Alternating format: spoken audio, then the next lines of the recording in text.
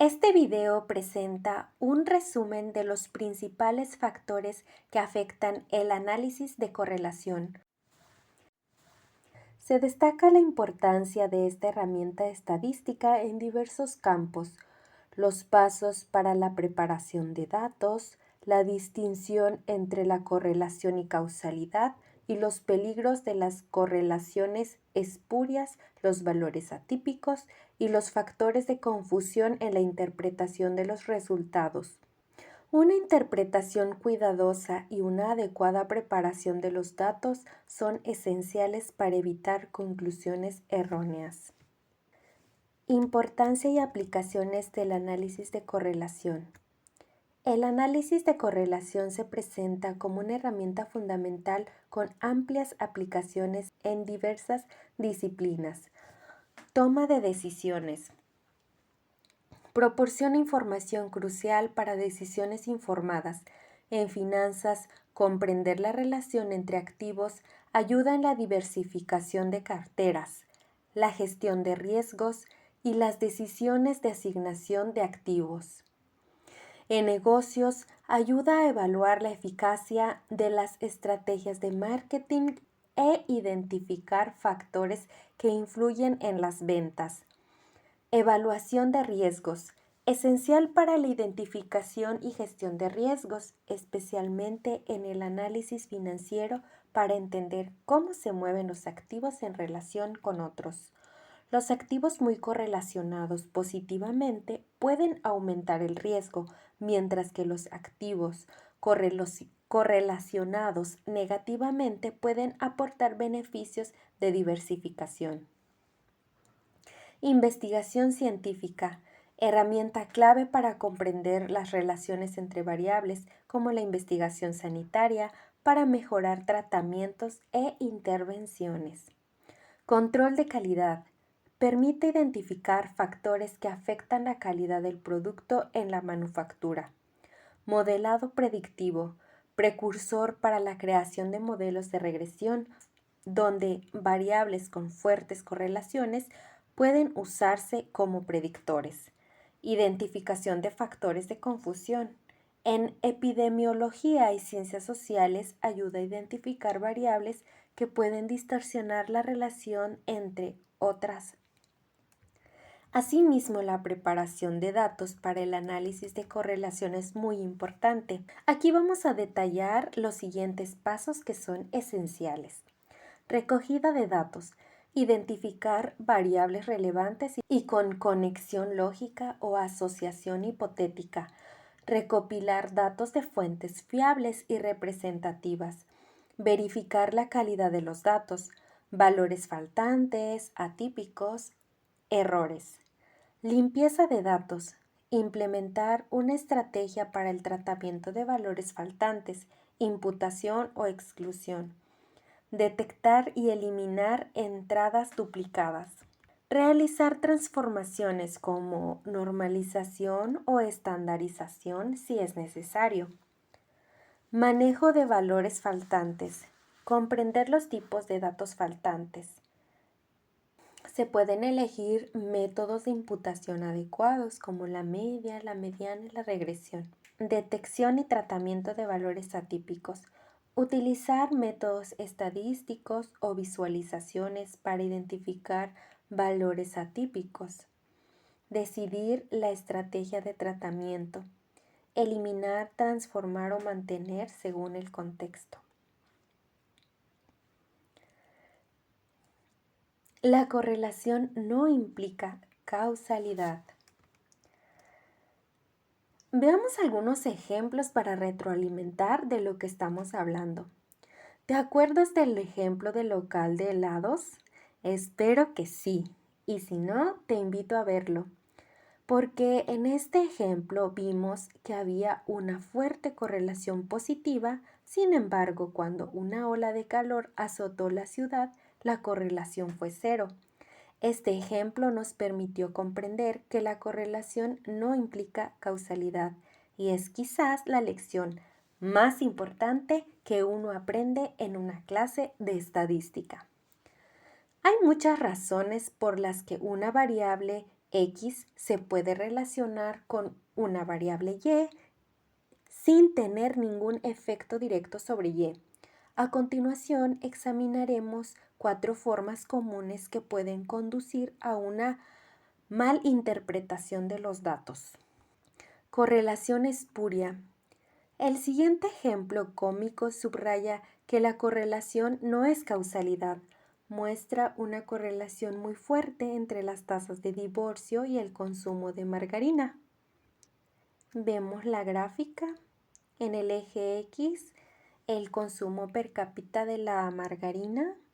En el eje Y, la tasa de divorcio, y vemos una correlación de 0.99, o sea, es casi perfecta. ¿Esto significa que la margarina causa divorcios? ¿O los divorcios hacen que las personas coman más margarina? Por supuesto, la respuesta a ambas preguntas es no. Esto es solo un ejemplo de lo que podemos llamar una correlación espuria. Los casos de correlaciones espurias son lo que generalmente se llama pesca de datos o data fishing en inglés. Básicamente es cuando se escogen los datos selectivamente para confirmar cierta hipótesis. El p-hacking es otra forma particular de dragado de datos y es un tema de mucha discusión porque es un problema en publicaciones científicas, debido a que existe un incentivo para informar resultados significativos.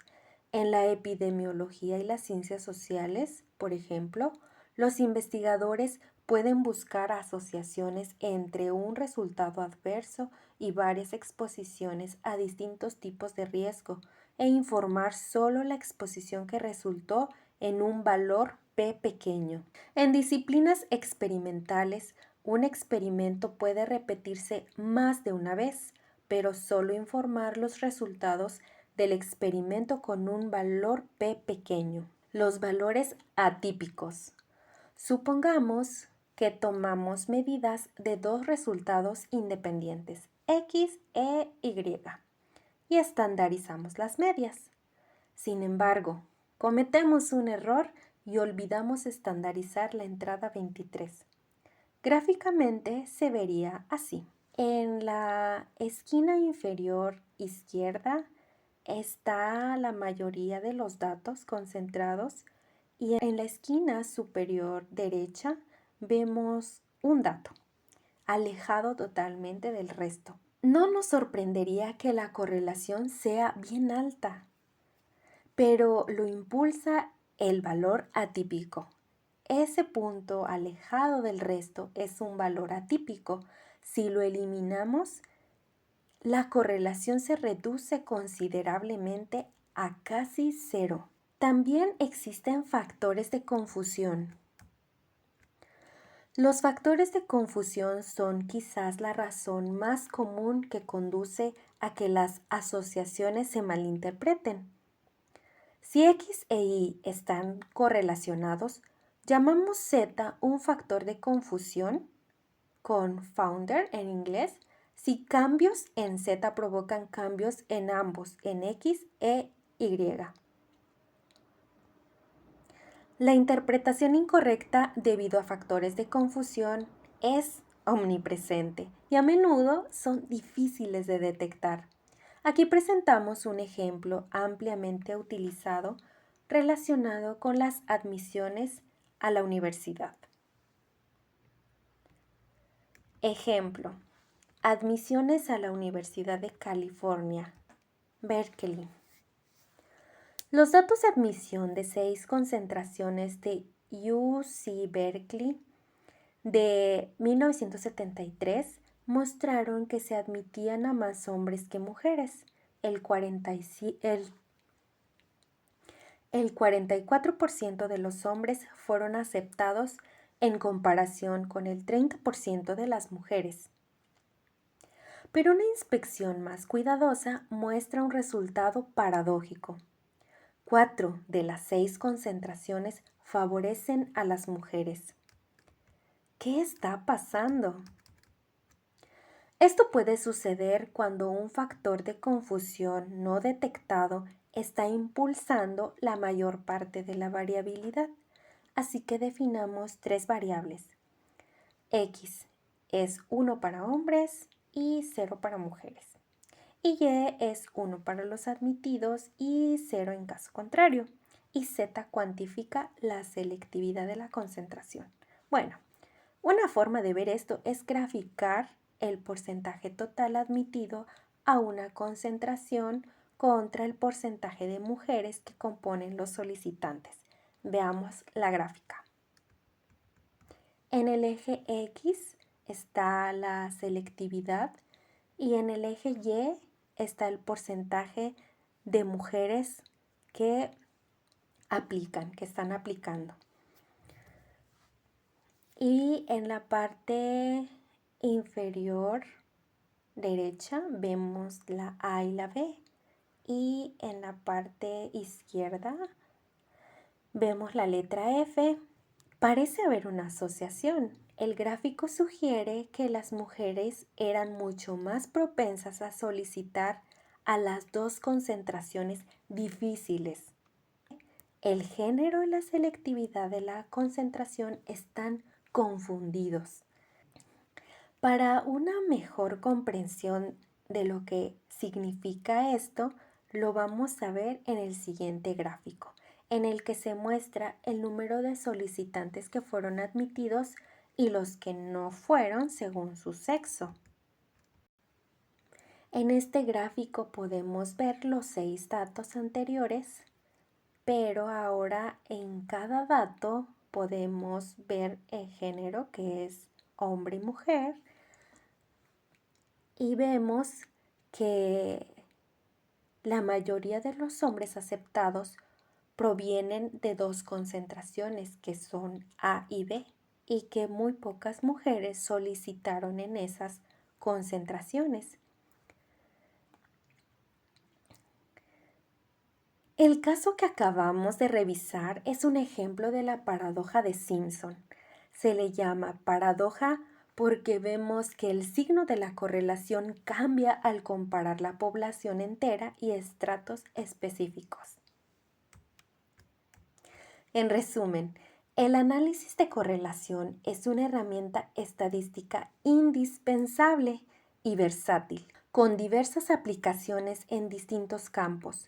Ayuda a revelar relaciones, evaluar riesgos, tomar decisiones informadas y avanzar en la comprensión científica, convirtiéndola en un valioso activo en el análisis de datos y la investigación.